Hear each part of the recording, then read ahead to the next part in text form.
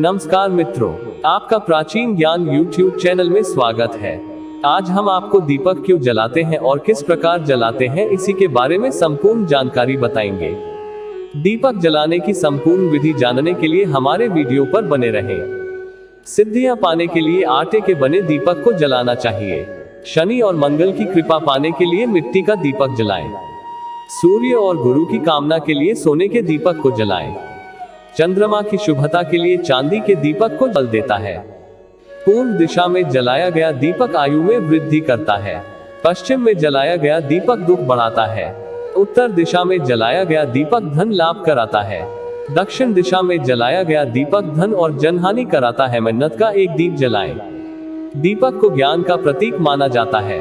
घर के मंदिर से लेकर तीर्थों तक जलाया गया दीपक पुण्य फल दिलाती है। देव पूजा में दीपक का बड़ा महत्व माना गया है। पूजा के समय दीपक कैसा हो, उसमें कितनी बत्तियां हो, यह जानना भी बेहद जरूरी है। यही जानकारी उस देवता की कृपा और अपने उद्देश्य की पूर्ति का कारण बनती है। तो चलिए सबसे पहले आपको बताते हैं कि अलग अलग कामना के लिए आपको दीपक में बाती के साथ किस तैलीय द्रव्य का इस्तेमाल करना है। आर्थिक लाभ के लिए रोजाना देसी घी का दीपक जलाएं। शत्रु भय दूर करने के लिए सरसों के तेल का दीपक जलाएं। भगवान सूर्य की प्रसन्नता के लिए सरसों के तेल का दीप जलाएं। अखंड सौभाग्य के लिए महुए के तेल का दीप जलाएं। राहु केतु शांति के लिए अलसी के तेल का दीप जलाएं। इष्ट या कुल देव के सामने घी का ही दीप जलाएं। अखंड दीप के लिए हमेशा घी या तिल के तेल का इस्तेमाल करें। हनुमत कृपा के लिए चमेली के तेल का दीप जलाएं। शनि कृपा के लिए सरसों के तेल का दीपक जलाएं। भैरव की प्रसन्नता के लिए सरसों के तेल का ही दीप जलाएं। देव कृपा के लिए जलाएं दीपक।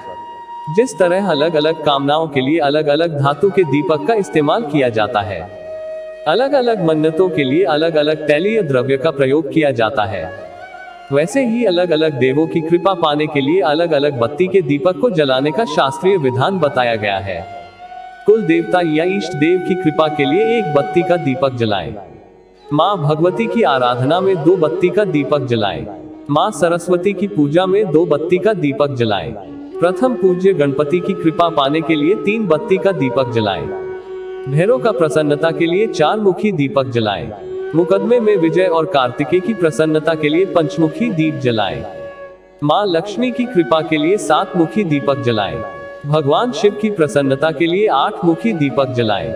दशावतार की प्रसन्नता के लिए 10 मुखी दीपक जलाएं। भगवान विष्णु की प्रसन्नता के लिए 16 मुखी दीप जलाएं। पुराणों में दीप जलाने का तरीका। धार्मिक शास्त्रों के अनुसार दीपक का दान करना या दीप को जलाकर देव स्थान पर रखना ही दीपदान कहलाता है। वैसे हम जानते हैं कि किसी दीपक को उन्हें नदी में प्रवाहित करना दीपदान कहलाता है।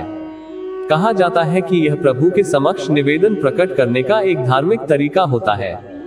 पद्म पुराण से लेकर अग्नि पुराण में दीपदान कैसे करें और कहां करें, इस बात की व्याख्या मिलती है। अग्नि पुराण में बताया गया है कि जो मनुष्य देव मंदिर अथवा ब्राह्मण के गृह में दीपदान करता है वह सब कुछ प्राप्त कर लेता है।